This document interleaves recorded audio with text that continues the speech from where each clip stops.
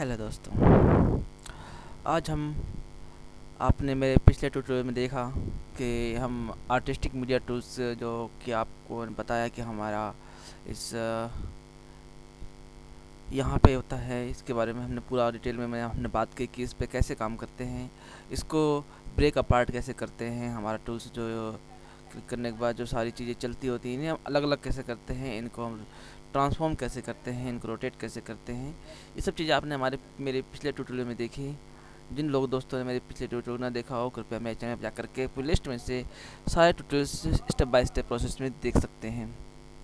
तो दोस्तों आज हम बात करेंगे कि स्क्वायर और एलिप्स और आपका पॉलीगन टूल, ये तीनों टूल्स हैं, इनमें हम इनसे हम कोरल ड्रॉ में कैसे काम करते हैं, इनसे आर्ट कैसे बनाई जाती है, इनको ट्रांसफॉर्म कैसे किया जाता है। ठीक है दोस्तों, तो मैं सबसे पहले उठाता हूँ रेक्टेंगल टूल। रेक्टेंगल टूल जो आप देख पा रहे हैं यहाँ पे है, आपके टूल बॉक्स में अवेलेबल होता है और इसके अंदर एप्सिस दबा करके भी आप इसको शॉर्टकट की से यूज कर सकते हैं। बट दोस्तों, जैसे मैंने आपसे पहले भी कहा है कि आप टूल्स को उसकी प्रॉपर लोकेशंस के साथ याद रखिए कि कौन सी उसकी कहाँ पे वो टूल अवेलेबल होता है। शॉर्टकट कीज़ तो आप कभी भी वहाँ दोबारा क्लिक करेंगे, आपको वहाँ से आपको सामने लिखी होती हैं, वहाँ से मिल जाएंगी। और किसी स्पेसिफिक टूल्स की अगर शॉर्टकट कीज़ नहीं भी हैं तो आप उन्हें बाद में बना भी सकते हैं।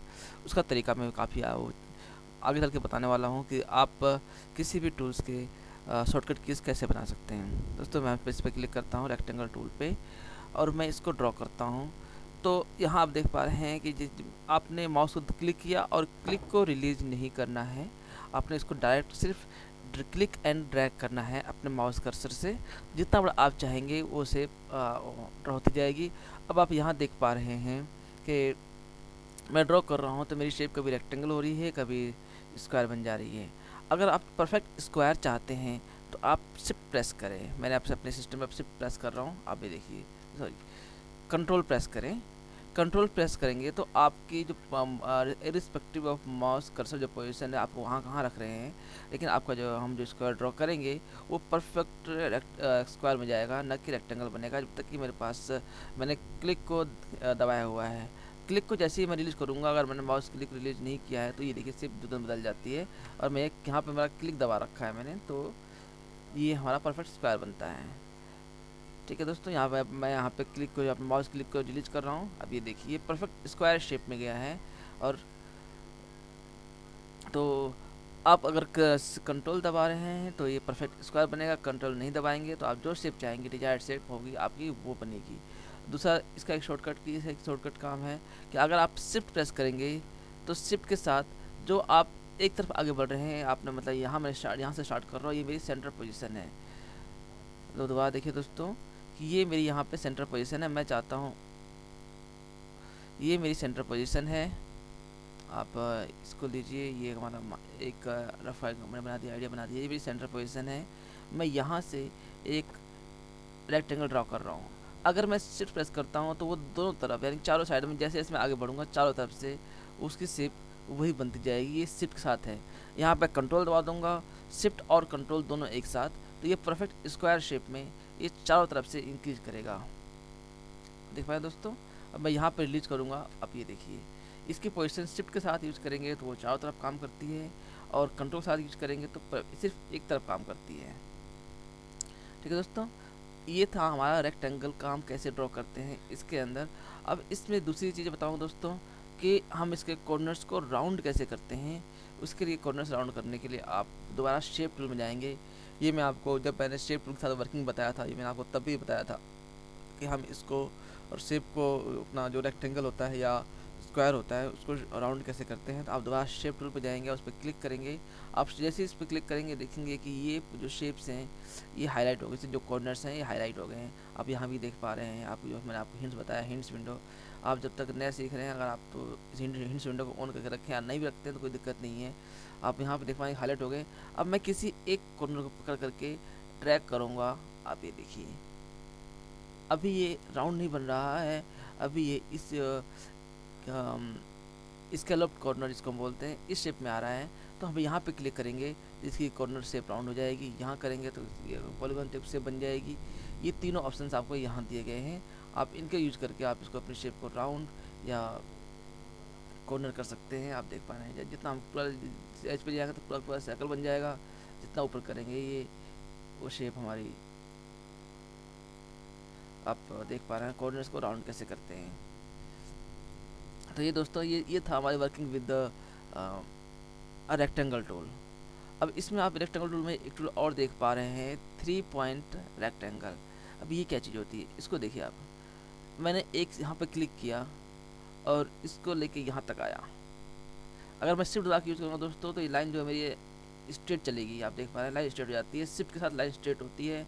और हम शिफ्ट दबा कर नहीं चलेंगे तो इसको हम किसी भी शेप में किसी भी एंगल में लाइन को ड्रॉ कर सकते हैं। तो अभी मैं स्ट्रेट लेता हूँ, मुझे रेक्टेंगल की मुझे पास विड्थ पता है कि मुझे इतना लेना है, तो मैं ला कर यहाँ छोड़ दूँगा। यहाँ पे जैसे ही मैं रिलीज करूँगा माउस बटन को आप देखेंगे इसके बाद मैं यहाँ पास बटन रिलीज कर दिया है। अब इसको मैं मेरी हाइट जो विड्थ है मेरी नहीं बढ़ेगी, सिर्फ मेरी हाइट बढ़ेगी। ये मेरा 3 पॉइंट है, यानी 1 जहाँ मैंने क्लिक किया, 2 पॉइंट जहाँ मैंने रिलीज किया और 3rd पॉइंट जहाँ मैं क्लिक करूँगा। दोस्तों आप ये देख पा रहे हैं कि ये मेरा फर्स्ट पॉइंट था, यहाँ मैंने माउस क्लिक किया, ये 2nd पॉइंट और ये 3rd point. This is called 3 point tool, 1 2 and 3। तो किसी भी मतलब इसके अंदर दोनों का आपको ये जो बता दिया मैं यूज कैसे करना है। रेक्टेंगल सिर्फ स्ट्रेट ड्रॉ कर देगा, ये स्ट्रेट ड्रॉ किया है, ये शिफ्ट के कंट्रोल्स ये शिफ्ट के साथ यूज कर दिया मैंने और ये कंट्रोल के साथ, ठीक है दोस्तों।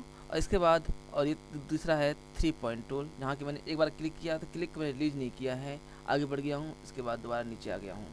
ये मेरा 3 पॉइंट टूल है। और इसमें आप नेक्स्ट टूल पे आते हैं। अब इसमें है हमारा एलिप्स टूल। एलिप्स टूल के अंदर आप F7 से यूज कर सकते हैं, F6 से हमने स्क्वायर टूल लिया, F7 से एलिप्स टूल लिया। एलिप्स टूल का भी सेम जैसा हमने रेक्टेंगल में यूज किया है, कंट्रोल दबाएंगे तो परफेक्ट इसमें इसका सर्कल के रूप में हमारा टूल बनेगा, परफेक्ट सर्कल बनेगा कंट्रोल के साथ में। शिफ्ट के साथ दबाएंगे तो ये मतलब सेंटर पॉइंट लेकर के इसको चारों तरफ बढ़ाएगा। शिफ्ट कंट्रोल दबाएंगे तो परफेक्ट बनेगा।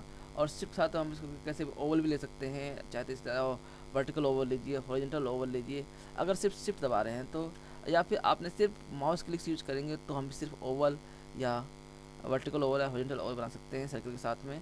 अगर सर्कल चाहिए तो हमें कंट्रोल दबाना होगा वो दोस्तों।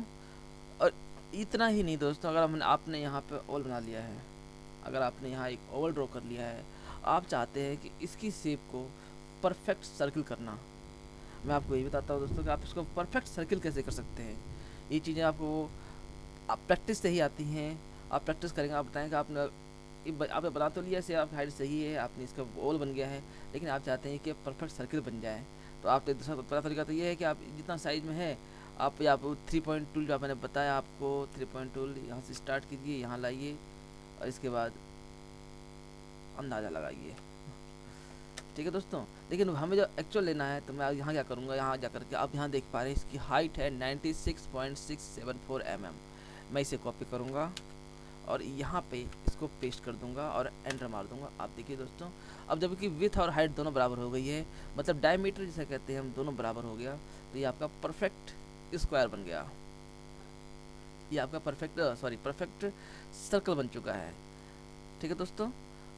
इस तरह से आप किसी भी शेप को, कोई भी आपका ये शेप है, जैसे आपका अगर इसका आपने रेक्टेंगल बना लिया है तो इसको आप परफेक्ट स्क्वायर करना चाहते हैं तो आप इसकी देखिए कि हाइट इसकी जो विथ है 97.6 की है, या हाइट जो आप बराबर करना चाहते हैं, या हाइट बराबर करना चाहते हैं या विथ बराबर करना चाहते हैं, आप इस पर क्लिक करें और नीचे वाले पे पेस्ट कर दें और उसका एंटर मार दीजिए। आप देखिए परफेक्ट स्क्वायर बन जाएगा। इसमें एक चीज़ दोस्तों ध्यान रखने वाली चीज़ ये है कि आप अगर इसको मान लीजिए मेरा पतला है, छोटा सा है और मैं इसको से बराबर करना चाहता हूँ, तो आपका ये लॉक है, इसे कहते हैं प्रपोर्शन लॉक रेशियो, ये खुला होना चाहिए आपको बराबर करने के लिए। अगर आप प्रोपोर्शनल बढ़ाना चाहते हैं तो आपसे लॉक रखिए। आप जैसे मैं इसको बढ़ाऊंगा, इसको 50 करूँगा, हमारी जो विथ है वो भी अपने आप ऑटोमेटिक बदल जाएगी। इसको बढ़ाऊंगा तो ये बदल जाएगी, क्योंकि ये हमारा प्रोपोर्शनली दोनों बढ़ेंगे एक साथ। अगर आप दोनों अलग अलग बढ़ाना चाहते हैं तो लॉक को खोल के रखें, ठीक है दोस्तों। तो आपने देखा कि अगर आपने कोई शेप बना लिया है तो उसको बराबर कैसे करना है, और सर्कल बना लिया है, ओवल बन गया है तो ओवल को सर्कल में कैसे कन्वर्ट करना है, या रेक्टेंगल है तो उसको स्क्वायर में कैसे कन्वर्ट करना है, आपने ये भी देखा।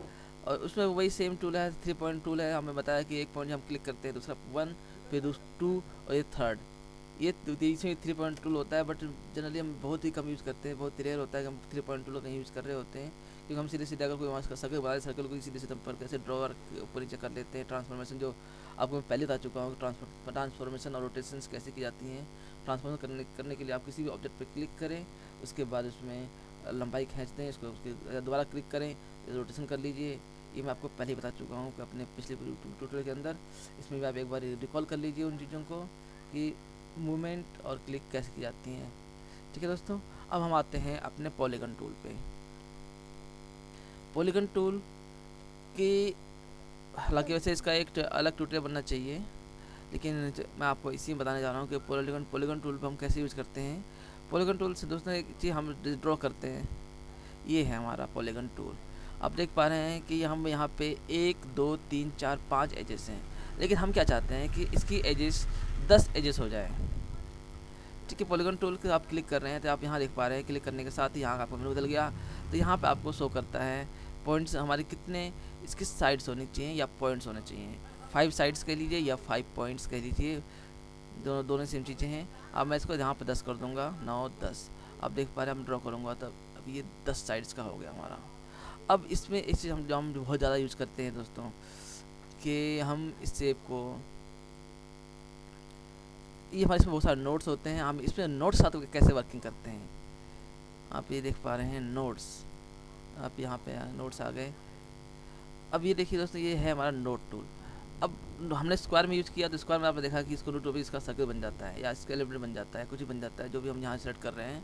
अब इसमें क्या होता है, इसमें आप देखिए अगर हम इस पर क्लिक करेंगे तो आप देखिए यहाँ पे आप हेल्प में देख पा रहे हैं, यहाँ पे जो आपका हिंट्स खुला हुआ है कि आप एक पे क्लिक कर रहे हैं तो इसके बाद देखिए इसकी जो सारी नोट्स हैं, जितने भी इसके आप वो हैं साइड्स हैं, सभी बढ़ती हैं अपने आप, सारी साइड्स बढ़ती हैं। आपने इतना लगा सारी साइड्स बढ़ती हैं।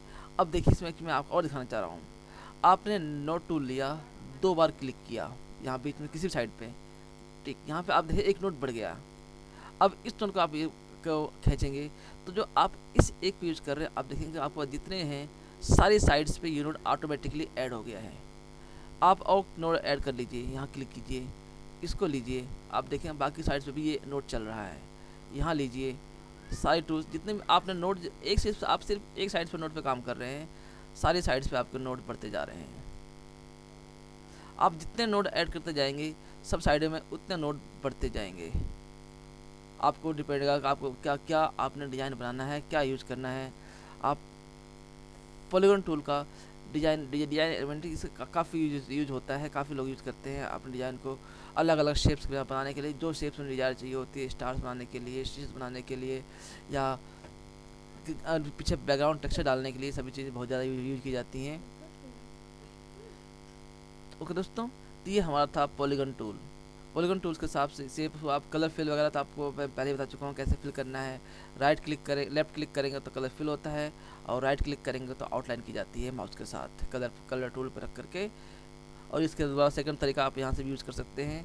सब जो पैलेट्स आती हैं, पैलेट्स खोलने के बाद पैलेट्स पे क्लिक करके आप यूज़ करेंगे तो भी आपको वही सेम सिचुएशन होती है जो हम यहाँ से राइट क्लिक और लेफ्ट क्लिक करके यूज़ करते हैं। ठीक है दोस्तों, इसमें एक स्टार टूल भी है, आप सिंपल स्टार क्रिएट कर सकते हैं। साइड्स वही जो आप मैंने पॉलीगन टूल में बताया आपको, साइड्स का सिस्टम वही है, कितनी साइड्स आप में रखनी है आप यहीं बढ़ा सकते हैं। ये जो मैंने अभी किया आप देख पा रहे हैं कि मैंने सेलेक्ट करके आप जो टूल बढ़ाया है, ये आप पॉलीगन पे भी कर सकते हैं। पॉलीगन बनाया मैंने, अब यहीं पे मैं साइड्स बढ़ाता हूँ तो ये साइड्स की अपना बढ़ती चली जाती है, कम होती चली जाती है। ज़रूरी नहीं कि आप हर बार नया ही बनाएंगे, आप जो आपकी साइड बनी हुई है आप उसी में भी इसको मॉडिफाई कर सकते हैं अपने हिसाब से। तो आपने पॉलीगन टूल से भी स्टार बना सकते हैं, या यहाँ पर्टिकुलर एक स्टार का साइन दिया हुआ है आप वहाँ से भी स्टार बना सकते हैं। और इसके अंदर फिर आप और टूल देख पा रहे हैं, कॉम्प्लेक्स स्टार भी देखिए, आप इसमें भी साइड्स का डिफाइन कर सकते हैं। सारे टूल्स वही हैं जो हम पॉलीगन टूल्स सभी पॉलीगन टूल के एक्सटेंशंस हैं। आप जो शेप्स यहाँ बना पा रहे हैं, आप वही शेप जब इस पे बनाना कर सकते थे तो आप यहाँ भी कर सकते हैं, सिर्फ इन्होंने उसको ओवरलैप किया है। और इसके अंदर एक ग्राफ है, आप सॉरी ये ग्राफ पेपर भी है, ग्राफ पेपर को भी ले सकते हैं। सिर्फ साइड्स है, आप इसमें कितना ज़्यादा आपने ग्राफ पेपर में यूज़ करना है आप यहाँ पर बढ़ा सकते हैं। इस पर इम्पेक्ट नहीं कर रहा, आप जब नया बनाएंगे तो ग्राफ पेपर पे आप नया पे इम्पेक्ट करेगा, आपको जो पुराना बना हुआ है उस पर ये इम्पेक्ट नहीं चल रहा है। इसलिए आपको जब भी आप ज़्यादा आपको पेपर चाहिए, अगर आपने 10 बाई 10 बाई 12 का चाहिए, कितने का चाहिए, तो आप यहाँ पे सीधे एंट्री करिए और एक पेपर पर ड्रॉ कर लीजिए जितना बड़ा चाहते हैं।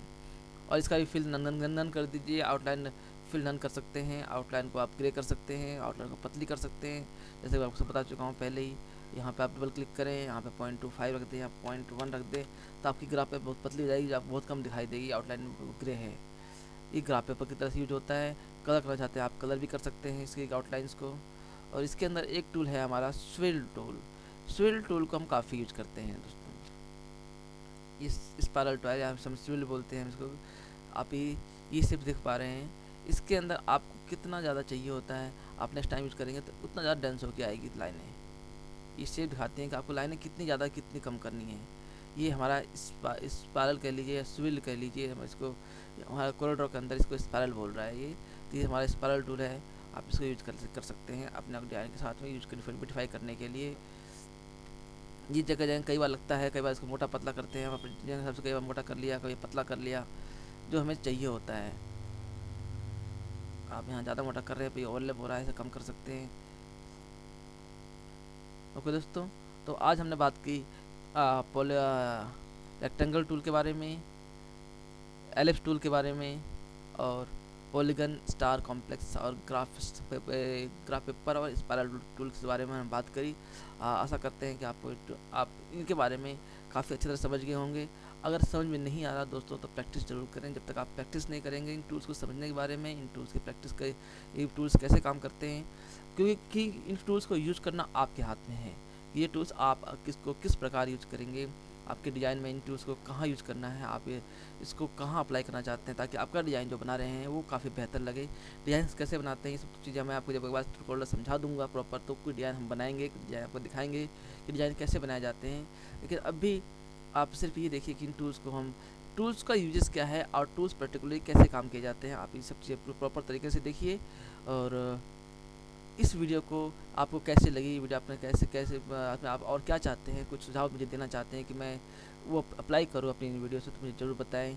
और लाइक और शायद शेयर करना बिल्कुल ना भूलें दोस्तों। धन्यवाद।